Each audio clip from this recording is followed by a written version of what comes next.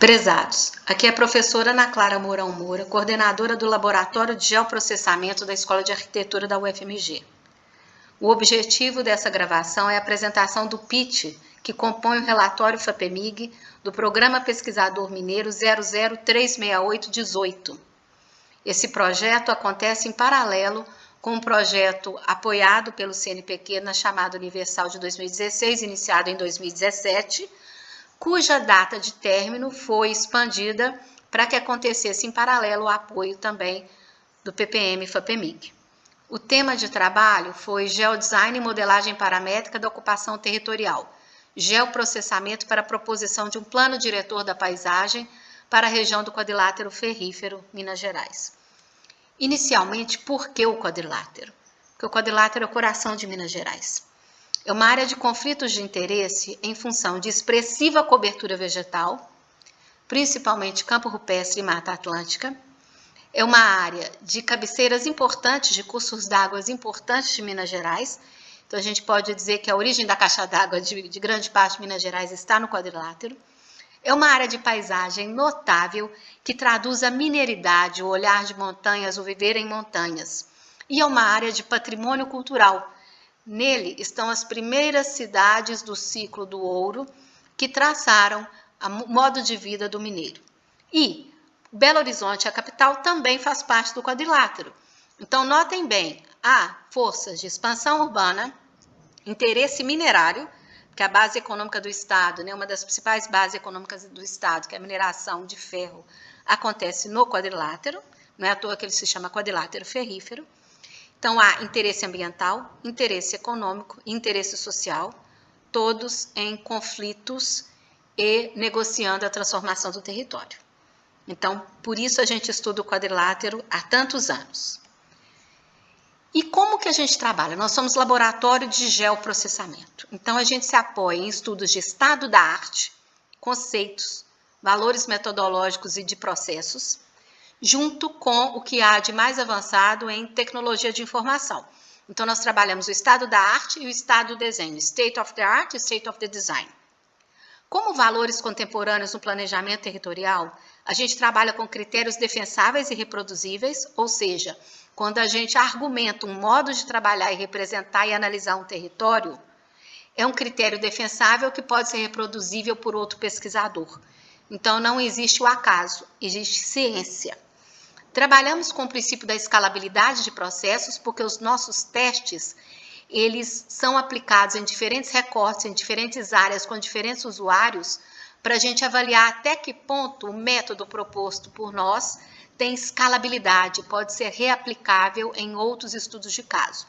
Isso foi comprovado em muitos estudos. E a adaptabilidade, porque cada caso é um caso.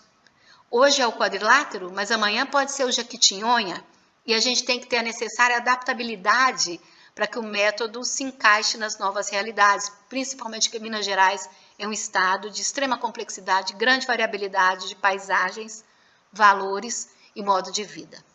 Então, feito tudo isso, a gente defende planejamento e projetos por processo de cocriação, que é o envolvimento da escuta cidadã, a escuta de diferentes atores da sociedade, a produção coletiva de novas ideias para o território. Do ponto de vista da tecnologia da geoinformação, a gente tem como valores e princípios, inicialmente, a interoperabilidade. O que significa isso? Não importa o software, o aplicativo, a tecnologia que você use, nós temos que conversar, nós temos que dialogar. Então, os nossos processos, os nossos aplicativos, eles recebem e entregam dados de qualquer natureza. Mas os nossos dados são sempre geoespaciais, porque a gente trabalha com geoprocessamento. Trabalhamos muito no princípio de geovisualização, que é uma maneira de facilitar com que o usuário entenda o território, entenda do que a gente está falando através da representação geográfica, muitas vezes tridimensional, muitas vezes dinâmica, muitas vezes por captura drone, tá? E respeitamos muito um princípio global que se chama OGC, Open Geospatial Consortium, que é uma proposta universal para que a gente tenha uma linguagem universal para poder fazer troca de dados geoespaciais. Tudo isso, dentro da tecnologia de geoinformação, no laboratório de geoprocessamento, tem produzido estudos diagnósticos, prognósticos, preditivos e a grande diferença trazida pelo geodesign são os estudos propositivos. Esse estudo não começa agora, né? Ele não começa em 2018, ele não começa em 2020, ele começa um tempo atrás, quando o professor Carl Steinitz, o principal autor de geodesign, não é o único, mas é o principal, me deu autorização de tradução do livro dele. Então, a partir desse momento, a gente se torna, o Laboratório de Geoprocessamento da UFMG, através da minha pessoa como coordenadora, se torna uma referência em geodesign no Brasil, sobretudo através dos muitos estudos de caso que a gente já fez. E eu coloquei ali o nome de algumas pessoas muito importantes que já publicaram sobre geodesign, para vocês entenderem que isso é um novo conceito, que ele está só começando e que tem muito a ampliar. Tá? Então, a gente fala de Carl Steinitz, Michael Behe, Stephen Irving, Michael Flaxman, William Miller e Jack Dangermond. Falamos da Universidade de Harvard, onde o professor Carl Steinitz lecionou por muitos anos até se aposentar. Falamos da MIT, falamos da University College of London e falamos da Penn State University, onde existe hoje um curso de geodesign. Bem, esse slide é do professor Carl Steinitz, eu apenas traduzi para o português, em que ele mostra que o geodesign ele faz um diálogo entre as ciências da arquitetura, do projetar, o Laboratório de Geoprocessamento está dentro da Escola de Arquitetura da UFMG, mas é um diálogo também com as ciências geográficas, do lado esquerdo aí da tela de vocês, onde eu sou professora do programa de pós-graduação e eu tenho mestrado e doutorado em geografia. Então, o geodesign, ele associa essas duas ciências e ele tem como objetivo o planejamento estratégico, que é uma coisa que ainda não chegou muito no Brasil e que na Europa já é muito amplo, através do Strategic Environmental Assessment, estudos estratégicos para o território. E o geodesign, ele tem esse planejamento estratégico, em que ele vai falar de quanto, como, quanto custa, tá? Quantidade, qualidade e custo, para propor mudanças dentro da sustentabilidade. O professor Carl Steinitz propõe um modelo de trabalho, um framework de trabalho, um roteiro, que passa por 6 modelos. Eu falo sobre o território representando, eu analiso como que esse território opera fazendo um modelo de processo, eu avalio se ele está funcionando bem através de um modelo de avaliação, eu proponho mudança nesse território, eu faço o estudo de impacto que essas possíveis mudanças podem causar e, finalmente, eu chego a uma decisão sobre o território. Então, a gente partiu desse framework de trabalho proposto pelo professor Steinitz em 2012. O professor Steinitz orienta que quando a gente começa a estudar uma área, a gente deve entender quais são os principais sistemas que devem ser mapeados em função de vulnerabilidades e atratividades existentes no lugar. Então, em cada workshop que a gente fez, e nós fizemos muitos, vocês vão ver no relatório completo que nós fizemos vários workshops para chegar à proposta do quadrilátero, a gente define um conjunto de sistemas que representem as principais características existentes na área, segundo vulnerabilidades e atratividades. Então, o primeiro passo é produzir uma longa, complexa e qualificada coleção de mapas que representem as características principais da área. Feito isso, a gente faz os modelos de processos que transformam dados em informação espacial, ou seja, na distribuição espacial de ocorrências e fenômenos. Muito rapidamente, a exemplo, à esquerda eu tenho pontos de novos surgimentos de aglomerados urbanos, à direita eu tenho a dinamização do território e as áreas onde as transformações estão acontecendo mais fortemente. No de baixo, à esquerda, eu tenho todas as vias, estradas principais, trechos, caminhos do quadrilátero. À direita, eu tenho uma análise de onde eu tenho maior acessibilidade e capilaridade no quadrilátero ferrífero. Então, uma coisa é o dado, a outra coisa é a análise de distribuição espacial de ocorrências e fenômenos do território. Depois eu faço o modelo de avaliação, que é um julgamento. Através da combinação dos dados e das informações previamente elaborados, eu julgo onde estão as áreas com maior necessidade de receber ideias, propostas, transformações. A exemplo, a vegetação no quadrilátero, eu tenho ali o destaque da vegetação de Mata Atlântica e de campo rupestre. Depois eu tenho as áreas de conservação de uso sustentável, as áreas de conservação de proteção integral, enfim. Eu estou representando características do território. Depois eu começo a combinar esses dados e entender a relação entre eles. Até que ponto as unidades de conservação de proteção integral coincidem com as áreas mais vegetadas? E o que acontece nas unidades de conservação de uso sustentável? Como é que está a cobertura vegetal nesses lugares? Começa a fazer esse tipo de análise. Para depois eu fazer um julgamento a critério do coordenador do workshop, mas que pode ser revisto a qualquer momento, de quais seriam as áreas ótimas para a gente fazer nova implantação de cobertura vegetal ou, eventualmente, nova implantação de unidade de conservação de algum nível. Então, eu tenho que fazer, segundo o professor Stanis, eu deveria fazer esses julgamentos das várias temáticas de análise, usando sempre essa codificação de cores das áreas mais adequadas até as menos adequadas. E, finalmente, eu iria para um workshop, no qual eu teria os temas principais que eu gostaria de conversar com os atores envolvidos, com as pessoas envolvidas. Essas pessoas criariam propostas na forma de pontos, linhas e polígonos com ideias para a transformação do território, segundo aquelas temáticas. Haveria uma seleção dessas ideias segundo os valores dos grupos de atores da sociedade. Por exemplo, o grupo das ONGs pensa diferente, com certeza, do grupo de empresários, que pode pensar diferente do grupo de moradores e por aí vai. Então, é feita uma seleção das propostas que mais interessam, segundo valores da sociedade. Todos esses valores são listos, representam olhares diferentes da sociedade, até a gente chegar a arranjos e um acordo final. Tudo por processo de cocriação, tudo com métodos de negociação. Aqui vocês estão vendo um dos workshops que a gente fez do quadrilátero, no qual foram criados vários diagramas de ideias segundo as temáticas principais propostas. Depois a gente começa a compor as pessoas em times até chegar a uma negociação final.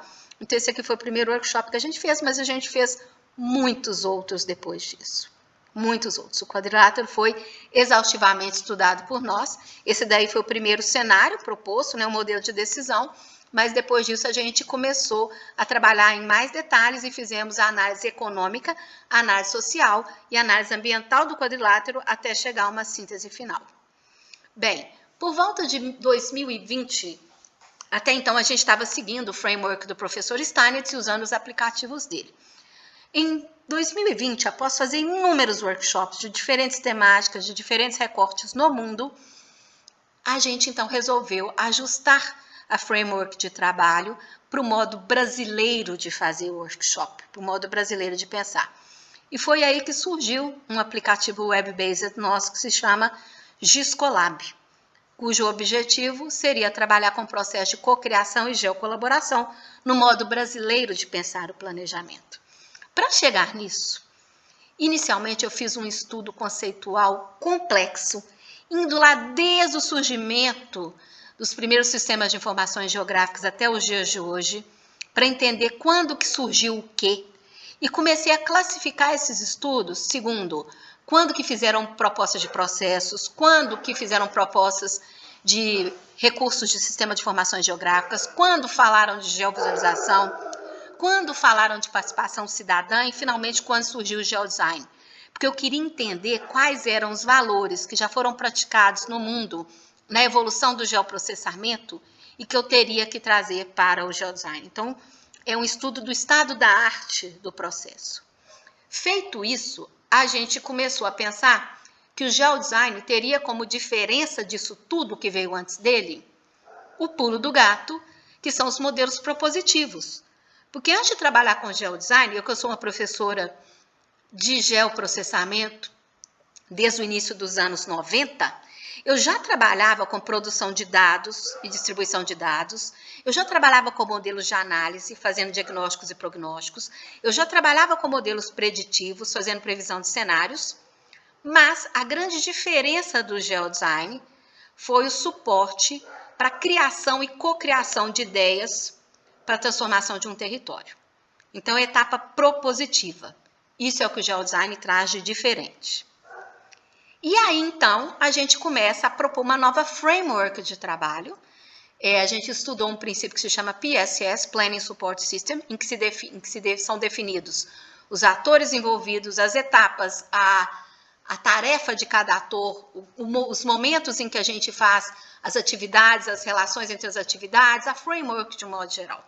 E aí a gente propôs uma nova framework de trabalho, que ela seguiria esses seguintes passos. Primeiro, a gente entregaria para as pessoas uma ampla e rica coleção de dados por geoprocessamento, por WebGIS, e não seria só já um modelo de síntese dizendo onde fazer as intervenções e as propostas. Seria realmente uma rica coleção de dados em que o usuário decidiria por conta própria, a partir da justaposição desses mapas, sobrepondo mapas, escolhendo o que ele gostaria de ver, com a transformação, com a visualização que ele gostaria de ter, em transparência, etc., ele decidiria onde seriam os melhores lugares para as transformações e proposições. Feito isso, ele faria um enriquecimento de leitura, que seria anotar coisas que ele observa que existem no território que eu não coloquei nos meus mapas, mas, ao mesmo tempo, fazia como se fossem anotações para ele mesmo e para os participantes, para os demais participantes, de alertas que ele gostaria de deixar, para que fossem considerados durante o workshop.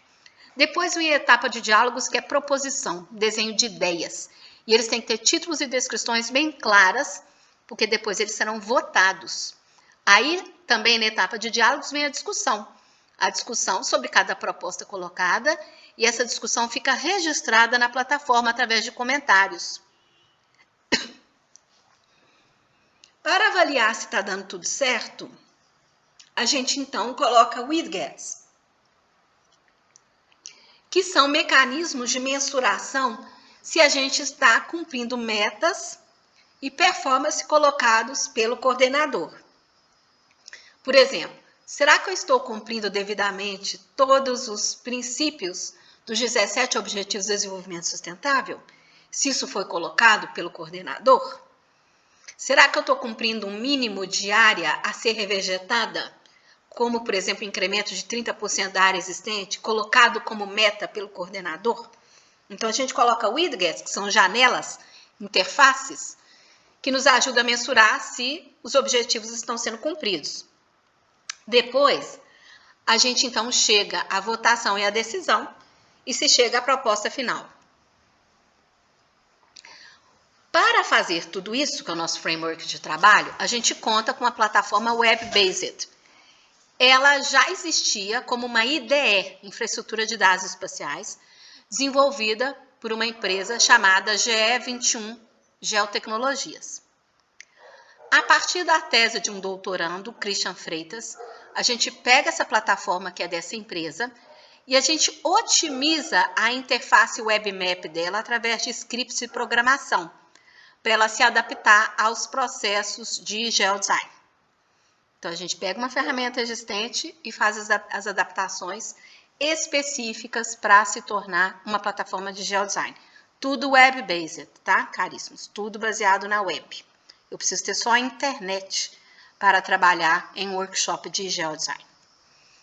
E aí, a gente segue esses 4 passos, né, que eu já havia colocado em slides anteriores, é que eu estou colocando de um modo um pouco mais detalhado, mas eu penso que eu prefiro mostrar para vocês através das imagens, porque vocês vão entender de modo mais claro. Mas esse slide aqui, quem puder ler depois com calma, ele conta o que acontece em cada passo da nossa framework, da nova framework proposta por nós nas nossas pesquisas. Então, passo 1, enriquecimento de leitura. O participante tem acesso a uma riquíssima coleção de mapas do quadrilátero. Nós chegamos a quase 70 mapas de caracterização e análise do quadrilátero, todos disponíveis na nossa página da internet, tá? Do Laboratório de Geoprocessamento. No relatório da FAPEMIG a gente mostra o link, mas basta entrar na nossa página que vocês localizam lá no relatório da FAPEMIG e os mapas estão todos lá. Então, no enriquecimento de leitura, o participante ele tem acesso a essa coleção de mapas na forma de um WebGIS, coloca transparência, sobe para cima, vai para baixo, muda a posição desses mapas, e ele faz anotações de dados complementares, de alertas, de questões que ele gostaria de colocar para serem consideradas durante o workshop. A gente chama de enriquecimento de leitura, porque ao mesmo tempo que ele nos enriquece com dados que eventualmente a gente não tem, ele se enriquece através da nossa rica coleção de dados. Então, é um enriquecimento de leitura de mão dupla. No passo 2, são desenhadas as propostas. Então, cada proposta tem um nome, tem uma descrição, né? E ela precisa ser clara, porque depois ela vai ser votada. Depois a gente entra na etapa de diálogos, em que a gente faz comentários de cada uma dessas propostas, e finalmente a gente vai para a votação de like and don't like. A partir desse like and don't like, a gente então pode tomar a nossa decisão. Esse trabalho de criar ideias, criticar, né, comentar ideias e votar, ele pode acontecer, e é bom que aconteça na forma de ciranda. Então, a gente tem grupos que se iniciam, por exemplo, no tema habitar, depois vão para o tema cultura, depois vão para o tema ambiente, depois vão para o tema produção. Então, a gente trabalha em contextos e as pessoas passam por esses contextos, criando suas ideias, fazendo comentários sobre as ideias existentes e, finalmente, votando as ideias. Isso tudo a critério do organizador, porque a gente pode montar um workshop de geodesign com bastante flexibilidade a partir das necessidades de cada estudo de caso e da composição dos atores da sociedade também. Bem, quando a gente faz a votação, a gente pode fazer uma estatística e verificar qual é a nossa linha de corte. A exemplo, no estudo de caso do quadrilátero, só os que tiveram propostas com acima de 70% de votação como positiva é que foram selecionados. Os abaixo de 30% foram automaticamente excluídos, as ideias, e os que ficaram entre 30% e 70%, a gente colocou novamente para negociação, porque às vezes era o caso de um ajuste espacial, de um ajuste dimensional, de um ajuste de caracterização melhor da ideia, de explicação da ideia, de um problema técnico que foi comentado que precisava ser colocado, como que aquilo seria mitigado, etc. Então, a gente tem nova rodada de negociação. Aqui é um slide para mostrar para vocês o WIDGET, que é quando a gente mensura se a performance, se as metas estão sendo cumpridas. Neste exemplo, nesse workshop do quadrilátero, a gente estava trabalhando com a questão ambiental e a gente pedia para as pessoas associarem suas ideias a alguns dos princípios dos Objetivos do Desenvolvimento Sustentável. E para nos relatar se aquela ideia causava impacto positivo ou eventualmente até positivo em algum desses ODS. Para a gente, então, balizar o workshop e conduzir num arranjo de ideias mais qualificados segundo as nossas metas. Bem, nós fizemos, como eu já disse, uma coleção bem significativa de workshops, já estávamos, do geodesign do quadrilátero, já estávamos com um conjunto de ideias votado, analisado, negociado, quando a gente percebeu que a gente queria muito dar um passo atrás. Isso foi durante uma etapa da pandemia, a gente queria muito dar um passo atrás, porque a gente começou a estudar planejamento territorial na Europa, principalmente na Itália, e verificamos que o Brasil tem uma falha gravíssima na legislação no que diz respeito ao planejamento territorial regional, que é a falta do plano da paisagem. Na Itália, o primeiro plano que se faz para um território é o plano paisagístico. Depois desse plano paisagístico, podem vir os planos ambientais e os urbanos municipais. Mas o plano de paisagem é o primeiro. E nós não temos essa escala de planejamento no Brasil. Então, a partir desses estudos, a gente resolveu, então, aplicar o princípio de unidade de paisagem para se definir como se fosse um plano diretor da paisagem do quadrilátero ferrífero. E aí, o corpo técnico, formado por especialistas nas diferentes áreas de atuação, a gente se dividiu e fizemos estudos de unidade de paisagem segundo a influência urbana, com o pessoal mais prático, mais expert em planejamento urbano, unidade de paisagem rurais, com os nossos colaboradores, colegas que têm mais experiência em planejamento da paisagem rural, unidade de paisagem ambiental, considerando cobertura vegetal e recursos hídricos. Também tinha um grupo especialista nisso, que eu estou nessa definição de unidade, recortes espaciais. Consideramos as unidades geomorfológicas para chegar às unidades de paisagem do princípio geossistêmico, que considera provisão, regulação, suporte, cultura e conhecimento. Tem a questão mais geo mesmo do território, né? Então, nós tínhamos 4 grandes eixos de investigação e precisávamos chegar a uma síntese de unidade de paisagem, que seria a base de um plano diretor de paisagem para o quadrilátero ferrífero. Notem bem que nós chegamos a 20 unidades estruturais, subdivididas em âmbitos de paisagem, que são essas subdivisões. Os âmbitos de paisagem servem ao planejamento estratégico de caráter local, ao ponto que as unidades de paisagem servem ao planejamento estratégico de caráter mais regional. É como se fossem grandes zoneamentos de áreas homogêneas no qual você pode aplicar princípios específicos. Chegar a isso foi extremamente complexo, vocês podem imaginar, porque a gente teve que negociar, a partir daqueles 4 eixos, a definição desses limites. Então, a gente usou geovisualização para poder favorecer essas discussões. O que é a geovisualização? Essas 20 unidades, nós fizemos trabalho de campo e fizemos captura drone e desenho de croquis sobre o que caracterizava da melhor forma possível a essência de alguns desses recortes. Então, por exemplo, eu estou pegando aqui uma paisagem urbana, histórica, uma com morfologia irregular, outra com morfologia regular. Então, a gente faz croquis do que a gente entende como essa morfologia, apresenta um recorte de imagem de satélite e faz um voo drone para poder mostrar a essência da paisagem. Então, essa é a chave de classificação número 6 para essa tipologia. Nesse aqui, eu estou pegando ainda uma área urbana, paisagem modernista, morfologia regular, tá? Só que uma de baixa densidade e a outra de alta densidade. Então, voamos também Belo Horizonte, com captura drone. E assim foi em cada uma daquelas 20 unidades de paisagem, então a gente tinha 20 chaves de classificação para nos ajudarem durante o workshop. Isso aí é maravilhoso, nós temos imagens belíssimas do quadrilátero, estão todas disponíveis no livro publicado como resultado da pesquisa. Pois bem, então a gente fez um complexo workshop que demorou muitos dias, foram muitas reuniões, para negociar esses limites das unidades de paisagem, sempre usando a nossa plataforma, que é essa web-based de gerenciamento e negociação por workshop de geodesign. E ao final desses muitos encontros, nós chegamos a uma síntese do que a gente indicava como um plano para cada uma dessas unidades de paisagem. Seria interessante também um dia propor para cada âmbito, que são as subdivisões lá.